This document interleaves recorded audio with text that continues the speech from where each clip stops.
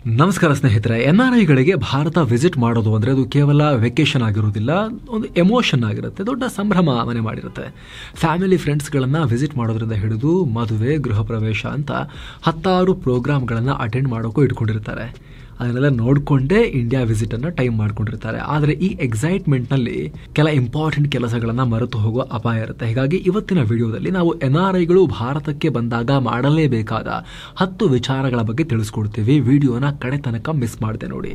ಸ್ನೇಹಿತರೆ, ಮೊದಲನೇದಾಗಿ ಭಾರತಕ್ಕೆ ರಜೆ ಮೇಲೆ ಬಂದಾಗ ನೀವು ಏನೇನು ಕೆಲಸ ಮಾಡಬೇಕು ಅಂದ್ಕೊಂಡಿರ್ತೀರಾ ಅದನ್ನೆಲ್ಲ ಮೊದಲೇ ಪ್ಲಾನ್ ಮಾಡಿ ಇಟ್ಕೊಳ್ಳಿ. NRIಗಳು ಭಾರತಕ್ಕೆ ಬಂದಮೇಲೆ ಪ್ಲಾನ್ ಮಾಡಿದ್ರಾಯ್ತು ಅಂತ ನೆಗ್ಲೆಕ್ಟ್ ಮಾಡಬಾರ್ದು. ಚಿಕ್ಕ ಪ್ರಿಪರೇಷನ್ ನಿಮಗೆ ಬೆಟ್ಟದಷ್ಟು ಹೊರೆಯನ್ನು ಇಳಿಸುತ್ತೆ. ಬಂದ ಮೇಲೆ ಟೈಮ್ ಹೋಗಿದ್ದೇ ಗೊತ್ತಾಗಲ್ಲ ಆಮೇಲೆ. ಅದಕ್ಕೋಸ್ಕರ ಹಾಗಿದ್ರೆ ಭಾರತಕ್ಕೆ ಬಂದಾಗ ನೀವು ಏನೇನು ಕೆಲಸ ಮಾಡಬೇಕು ಒಂದೊಂದಾಗಿ ನಾವು ನೋಡ್ತಾ ಹೋಗೋಣ. ಇದರಲ್ಲಿ ನಂಬರ್ 1 ಅಂದರೆ ಬ್ಯಾಂಕ್ ಅಕೌಂಟ್ಸ್ ವಿಚಾರ. ಬ್ಯಾಂಕ್ ಅಕೌಂಟ್ಸ್ ಸ್ನೇಹಿತರೆ, ನೆಕ್ಸ್ಟ್ ಟೈಮ್ ನೀವು ಭಾರತಕ್ಕೆ ಬಂದಾಗ ಮೊದಲು ಮಾಡಬೇಕಾಗಿರೋ ಕೆಲಸ ಅಂದರೆ ನಿಮ್ಮ ಬ್ಯಾಂಕ್ನಲ್ಲಿ KYC ಅಪ್ಡೇಟ್ ಮಾಡೋದು. ಬ್ಯಾಂಕಿಗೆ ಹೋಗಿ ನಿಮ್ಮ visa status, latest passport details, ನೀವು ವಾಸಿಸ್ತಿರೋ ದೇಶದಲ್ಲಿ ನಿಮ್ಮ ಮನೆ ಅಡ್ರೆಸ್ ಸೇರಿದ ಹಾಗೆ ನಿಮ್ಮ KYC ಅಪ್ ಟು ಡೇಟ್ ಇರೋಕೆ ಏನೆಲ್ಲ ಬೇಕೋ ಅದೆಲ್ಲವನ್ನು ಅಪ್ಡೇಟ್ ಮಾಡಿಸಿ. ಅದೇ ರೀತಿ ನೀವು ಕೆಲವೊಂದು ಬ್ಯಾಂಕ್ ಅಕೌಂಟ್ಗಳನ್ನು NRO ಅಕೌಂಟ್ಗಳಾಗಿ ಕನ್ವರ್ಟ್ ಮಾಡದೇನೆ ರೆಸಿಡೆಂಟ್ ಅಕೌಂಟ್ ಆಗಿನೇ ಬಳಸ್ತಾ ಇದ್ದಿರಬಹುದು. ಆದರೆ NRI ಆಗಿದ್ದುಕೊಂಡು ರೆಸಿಡೆಂಟ್ ಇಂಡಿಯನ್ಸ್ ಯೂಸ್ ಮಾಡೋ ಅಕೌಂಟ್ನ ಹೊಂದಿರೋದು FEMA act, foreign exchange management act ಪ್ರಕಾರ ಅಕ್ಷಮ್ಯ ಅಪರಾಧ. ವಿದೇಶದಲ್ಲಿದ್ದಾಗ ನಿಮಗೆ ಈ ಅಕೌಂಟ್ ಕ್ಲೋಸ್ ಮಾಡಿಸಕ್ಕೆ ಆಗದೇ ಇರಬಹುದು. ಸೊ ನೀವು ಭಾರತಕ್ಕೆ ಬಂದಾಗ ಎಲ್ಲೆಲ್ಲಿ ಅಕೌಂಟ್ ಇದೆ ನಿಮಗೆ ಅವಶ್ಯಕತೆ ಇಲ್ಲ ಅಂದರೆ ಕ್ಲೋಸ್ ಮಾಡಿಸಿ.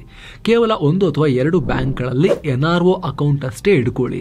ಇನ್ನು ಒಂದು ವೇಳೆ ನೀವು IT ಇನ್ಫ್ರಾ ಚೆನ್ನಾಗಿರದ ಬ್ಯಾಂಕ್ಗಳಲ್ಲಿ ಅಂದರೆ ಕೋಆಪರೇಟಿವ್ ಬ್ಯಾಂಕ್, ಸ್ಮಾಲ್ ಬ್ಯಾಂಕ್ಗಳು ಅಥವಾ ಸರ್ಕಾರಿ ಬ್ಯಾಂಕ್ಗಳು, ಸರಿಯಾಗಿ ಈ ಇಂಟರ್ನೆಟ್ ಫೆಸಿಲಿಟಿ ಕೊಡದೇ ಇರೋ ಸರ್ಕಾರಿ ಬ್ಯಾಂಕ್ಗಳಲ್ಲಿ ನಿಮ್ಮ ಅಕೌಂಟ್ ಇದ್ದರೆ ಹೊರದೇಶಗಳಲ್ಲಿ ನಿಮಗೆ ಸಮಸ್ಯೆ ಆಗ್ಬೋದು. ಹೀಗಾಗಿ ICICI, SBI, HDFC, ಆಕ್ಸಿಸ್ ಇಂತಹ IT ನೆಟ್ವರ್ಕ್ ಚೆನ್ನಾಗಿರೋ ಬ್ಯಾಂಕ್ಗಳಲ್ಲಿ ಅಕೌಂಟನ್ನು ಹೊಂದೋದು ಸೂಕ್ತ.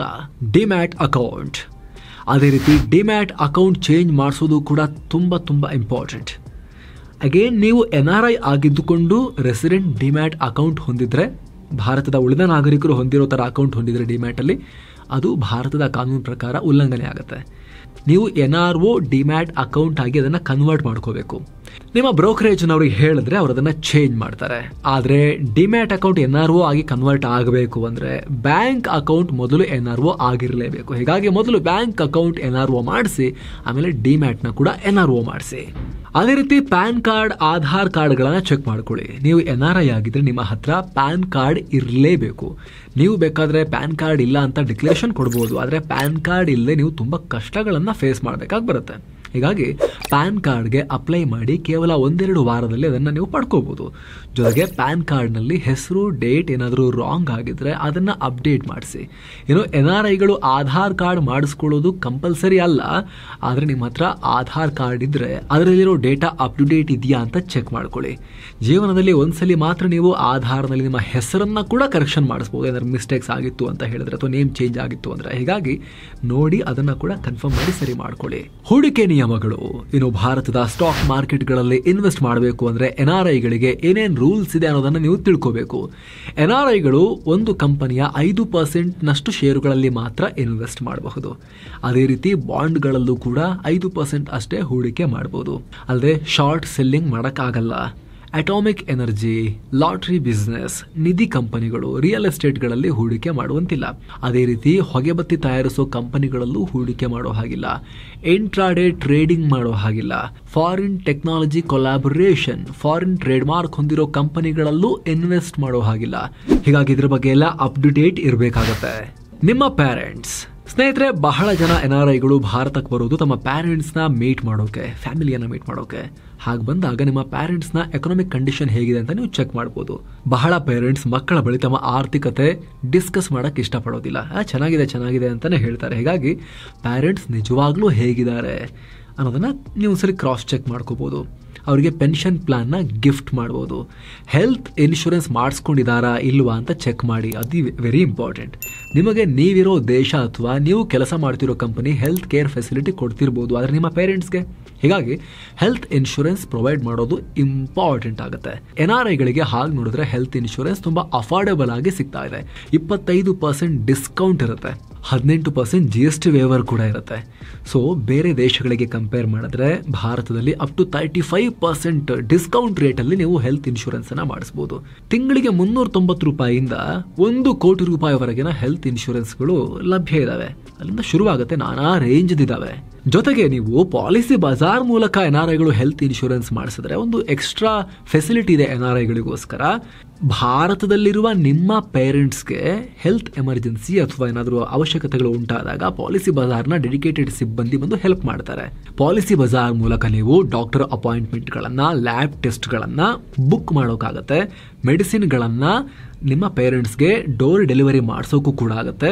ಒಂದು ವೇಳೆ ಏನೋ ಹುಷಾರಿಲ್ಲ, ಟ್ರೀಟ್ಮೆಂಟ್ ತಗೋಬೇಕು ಅಂತ ಹೇಳಿದ್ರೆ ಹಾಸ್ಪಿಟಲೈಸೇಷನ್ ಟೈಮ್ನಲ್ಲಿ ಕ್ಲೇಮ್ ಮಾಡೋಕ್ಕೂ ಕೂಡ ನೀವಿಲ್ಲದ ಟೈಮ್ನಲ್ಲಿ ಪಾಲಿಸಿ ಬಜಾರ್ನ ಹೆಲ್ತ್ ಎಕ್ಸ್ಪರ್ಟ್ಗಳು ಹಾಸ್ಪಿಟಲ್ ವಿಸಿಟ್ ಮಾಡಿ ಕ್ಲೇಮನ್ನು ಮಾಡೋಕೆ, ನಿಮ್ಮ ಅನುಪಸ್ಥಿತಿಯಲ್ಲಿ ನಿಮ್ಮ ವಯಸ್ಸಾದ ಪೇರೆಂಟ್ಸ್ನ ನೋಡ್ಕೊಳ್ಳೋಕೆ ಎಲ್ಲ ಟೇಕ್ ಕೇರ್ ಮಾಡ್ತೀವಿ ಅಂತ ಪಾಲಿಸಿ ಬಜಾರ್ ಹೊಸ ಸ್ಕೀಮನ್ನು ತಂದಿದ್ದೀವಿ ಅಂತ ಹೇಳ್ತಾ ಇದೆ.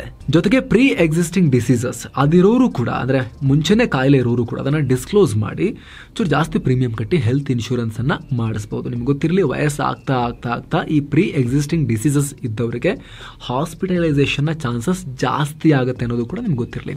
ಹಾಗಾಗಿ ಡಿಸ್ಕ್ರಿಪ್ಷನ್ ಮತ್ತು ಪಿನ್ ಮಾಡಿರೋ ಕಾಮೆಂಟ್ನಲ್ಲಿ ಪಾಲಿಸಿ ಬಜಾರ್ನ ಲಿಂಕನ್ನು ಕೊಟ್ಟಿರ್ತೀವಿ. ಕ್ಲಿಕ್ ಮಾಡೋ ಮೂಲಕ ನೀವು ಟಾಪ್ ಪ್ಲ್ಯಾನ್ಗಳನ್ನು ಕಂಪೇರ್ ಮಾಡಿ, ಅದರಲ್ಲಿರೋ ಫೀಚರ್ಸ್ನೆಲ್ಲ ಚೆಕ್ ಮಾಡಿ, ನಿಮಗೆ ಎಷ್ಟು ಬೇಕೋ ಅಷ್ಟು ಫೀಚರ್ಸ್ನ ಆ್ಯಡ್ ಮಾಡಿ, ನಿಮಗೆ ಬೇಕಾದ ರೀತಿಯ ಪಾಲಿಸಿಯನ್ನು ಡಿಸೈನ್ ಮಾಡಿ ನೀವು ಪರ್ಚೇಸ್ ಮಾಡ್ಬೋದು. ಹೀಗಾಗಿ NRIಗಳು ಭಾರತದಲ್ಲಿರೋ ನಿಮ್ಮ ಫ್ಯಾಮಿಲಿಗೆ ಹೆಲ್ತ್ ಇನ್ಶೂರೆನ್ಸ್ ಕವರೇಜನ್ನು ಕೊಡೋಕೆ ಮಿಸ್ ಮಾಡದೆ ಡಿಸ್ಕ್ರಿಪ್ಷನ್ ಮತ್ತು ಪಿನ್ ಮಾಡಿರೋ ಕಾಮೆಂಟನ್ನು ಚೆಕ್ ಮಾಡೋದನ್ನ ಮರಿಬೇಡಿ ಒಂದ್ಸಲ. Next, chartered accountant. Yes, chartered ಅಕೌಂಟೆಂಟ್ಗಳನ್ನು ನೀವು ಮೀಟ್ ಮಾಡೋದು. ಬಹಳ ಜನ ನಾನು NRI ಟ್ಯಾಕ್ಸ್ ರಿಟರ್ನ್ ಸಲ್ಲಿಸಲೇಬೇಕಾಗಿಲ್ಲ, ನಾನು CA ಹತ್ರ ಹೋಗೋದೇನು ಇರೋದಿಲ್ಲ ಅಂತ ಅಂದ್ಕೊಳ್ತಾರೆ. ಆದರೆ ಹೇಳೋಕ್ಕಾಗೋದಿಲ್ಲ. ಯಾರಾದರೂ ನಿಮ್ಮ ಹೆಸರಲ್ಲಿ TDS ಮಾಡಿರಬಹುದು, ಆಗ ನೀವು ಟ್ಯಾಕ್ಸ್ ರಿಟರ್ನ್ ಫೈಲ್ ಮಾಡಿರಲಿಲ್ಲ ಅಂದರೆ ನಿಮಗೆ ಸಮಸ್ಯೆ ಆಗ್ಬೋದು. ಹೀಗಾಗಿ ಚಾರ್ಟರ್ಡ್ ಅಕೌಂಟೆಂಟ್ಗೆ ಹೇಳಿದ್ರೆ ಅಥವಾ ಯಾವುದಾದ್ರೂ ಅಕೌಂಟೆಂಟ್ಗೆ ನೀವು ಹೇಳಿದ್ರೆ ಅವರು ನಿಮ್ಮ ಪ್ಯಾನ್ ಕಾರ್ಡಿಂದ ಆ ರೀತಿ ಏನಾದರೂ ಇದೆಯಾ ಅಂತ ಚೆಕ್ ಮಾಡ್ತಾರೆ. ಅದೇ ಥರ ನೀವಿರೋ ದೇಶ ಭಾರತದೊಂದಿಗೆ DTA ಅಗ್ರಿಮೆಂಟ್ ಹೊಂದಿರಬಹುದು. ಹೀಗಾಗಿ ನಿಮ್ಮ CA ಜೊತೆ ಮಾತನಾಡಿ ನಿಮಗೆ ಏನಾದರೂ ಟ್ಯಾಕ್ಸ್ ಬೆನಿಫಿಟ್ಸ್ ಇದೆಯಾ, ಏನಾದರೂ ಉಳಿಸಬಹುದಾ, ಅಲ್ಲಿ ಏನಾದರೂ ರಿಫಂಡ್ಸ್ ಇದಾವಾ, ಅದೆಲ್ಲವನ್ನು ನೀವು ಚೆಕ್ ಮಾಡ್ಕೋಬಹುದು. Indian mobile number.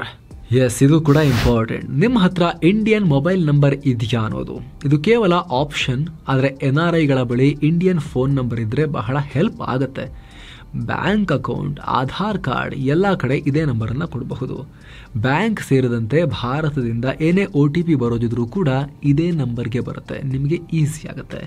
ಟೆಲಿಕಾಂ ಕಂಪನಿಗಳ ಬಳಿ ಈ ರೀತಿ ಆಪ್ಷನ್ ಇರುತ್ತೆ. ಎಸ್, ನಿಮ್ಮ ಸಿಮ್ಮನ್ನು ಆ್ಯಕ್ಟಿವ್ ಆಗಿ ಇಟ್ಕೊಳ್ಳೋಕೆ ಮಂತ್ಲಿ ಒಂಚೂರು ಎಕ್ಸ್ಟ್ರಾ ಪೇ ಮಾಡಬೇಕಾಗತ್ತೆ. ಆದರೆ ಇಂಡಿಯನ್ ನಂಬರ್ ಇದ್ದರೆ ಸಾಕಷ್ಟು ಅಡ್ವಾಂಟೇಜಸ್ ಇದೆ NRIಗಳಿಗೆ. ಇದು ನಿಮ್ಮ ಡೇ ಟು ಡೇ ಲೈಫನ್ನು ತುಂಬ ಈಸಿ ಮಾಡುತ್ತೆ ಟ್ರಾನ್ಸಾಕ್ಷನ್ಸ್ ವಿಚಾರದಲ್ಲಿ. Property records. ಅದೇ ರೀತಿ ನೀವು ಭಾರತಕ್ಕೆ ಬಂದಾಗ ನಿಮ್ಮ ಪ್ರಾಪರ್ಟಿ ಹಾಗೂ ಪ್ರಾಪರ್ಟಿ ರೆಕಾರ್ಡ್ಸ್ನ ಚೆಕ್ ಮಾಡಲೇಬೇಕು. ನಿಮ್ಮ ಪ್ರಾಪರ್ಟಿ ಮೇಲೆ ಟ್ಯಾಕ್ಸ್ ಪೇ ಮಾಡಿದ್ದೀರಾ ಅಂತಲೂ ಚೆಕ್ ಮಾಡಿ. ಯಾರಾದರೂ ತಕರಾರು ಮಾಡಿದ್ದಾರೆ ಜಾಗದ ಹತ್ರ, ಅದೊಂದ್ಸಲ ಹೋಗಿ ಚೆಕ್ ಮಾಡಿ. ಡಾಕ್ಯುಮೆಂಟ್ಸ್ ಚೆಕ್ ಮಾಡಿ.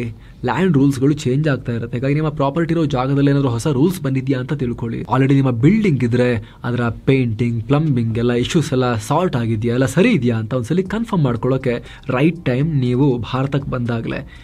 ನೀವು ಆ ಟೈಮ್ನಲ್ಲಿ ಬೇರೆ ಕೆಲಸ ಬ್ಯುಸಿ ಇದೀನಿ ಅಂತ ಹೇಳಿ ಮರೆತರೆ ಮತ್ತು ಅಲ್ಲಿಗೆ ಹೋದ್ಮೇಲೆ ಪದೇ ಪದೇ ಫೋನ್ ಬಂತು ಅಂತ ಹೇಳಿದ್ರೆ ನಿಮ್ಗೆ ತುಂಬ ಸ್ಟ್ರೆಸ್ ಆಗುತ್ತೆ. ಹಳೆ ಸಾಲಗಳು. ನೆಕ್ಸ್ಟ್ ವಿಚಾರ ನೀವು ಚೆಕ್ ಮಾಡಬೇಕಾಗಿರೋದು ನಿಮ್ಮ ಲೋನ್ಗಳ ಬಗ್ಗೆ. ಹಳೆ ಲೋನ್ಸ್ ಎಲ್ಲವೂ ಕ್ಲಿಯರ್ ಆಗಿದೆಯಾ ಅಂತ ಒಂದು ರೌಂಡ್ ಚೆಕ್ ಮಾಡಿ. ನಿಮ್ಮ ಪ್ರಾಪರ್ಟಿ ಏನಾದರೂ ಕೊಲ್ಯಾಟ್ರಲ್ ಆಗಿ ಇಟ್ಟು ಸಾಲ ತಗೊಂಡಿದ್ರೆ ಅದು ಕ್ಲಿಯರ್ ಆದಮೇಲೆ ಬ್ಯಾಂಕ್ನಿಂದ ನಿಮ್ಮ ಪ್ರಾಪರ್ಟಿ ರೆಕಾರ್ಡ್ಸ್ನ ಇಸ್ಕೊಳ್ಳಿ. ಅದೇ ಥರ ನಿಲ್ ಬ್ಯಾಲೆನ್ಸ್ ಲೆಟರ್ ತಗೊಳ್ಳೋದು ಕೂಡ ಇಂಪಾರ್ಟೆಂಟ್. ಲೋನ್ ಕ್ಲೋಸ್ ಆದಮೇಲೆ ಬ್ಯಾಂಕ್ಗಳು ಮುಗಿತು, ಲೋನ್ ಕ್ಲೋಸ್ ಆಯಿತು, ಕರೆಕ್ಟಾಗಿ ಕಟ್ಟಿದ್ದೀರಾ ಅಂತ ಹೇಳಿ ಈ ಲೆಟರನ್ನು ಕೊಡ್ತವೆ, ಅದನ್ನು ತಗೊಂಡು ಇಟ್ಕೊಳ್ಳಿ. ಸೊ ಫ್ರೆಂಡ್ಸ್, ಇದಾಗಿತ್ತು NRIಗಳು ಭಾರತಕ್ಕೆ ಬಂದಾಗ ಮಾಡಲೇಬೇಕಾಗಿರೋ ಮುಖ್ಯ ಕೆಲಸಗಳ ಬಗ್ಗೆ ತಿಳಿಸ್ಕೊಡೋ ಪ್ರಯತ್ನ. ಇದರಲ್ಲಿ ಮುಖ್ಯವಾಗಿ ಹೆಲ್ತ್ ಇನ್ಶೂರೆನ್ಸ್ ಬಗ್ಗೆ ಒಂದು ನಿಮಗೆ ರಿಮೈಂಡರ್. ನಿಮ್ಮ ಪೇರೆಂಟ್ಸ್ಗೆ ನೀವು ಹೆಲ್ತ್ ಇನ್ಶೂರೆನ್ಸ್ ಮಾಡಿಸೋಕೆ ಡಿಸ್ಕ್ರಿಪ್ಷನ್ ಮತ್ತು ಪಿನ್ ಮಾಡಿರೋ ಕಾಮೆಂಟ್ನಲ್ಲಿ ಕೊಟ್ಟಿರೋ ಲಿಂಕ್ ಮೂಲಕ ಹೋಗಿ ನೀವು ಅಪ್ಲೈ ಮಾಡಿ ಹೆಲ್ತ್ ಇನ್ಶೂರೆನ್ಸನ್ನು ಕೆಲವೇ ಕ್ಲಿಕ್ಗಳಲ್ಲಿ ಪರ್ಚೇಸ್ ಕೂಡ ಮಾಡಬಹುದು. Thank you so much. ಮತ್ತೆ ಭೇಟಿ ಆಗ್ತಿರೋಣ. ನಮಸ್ತೆ.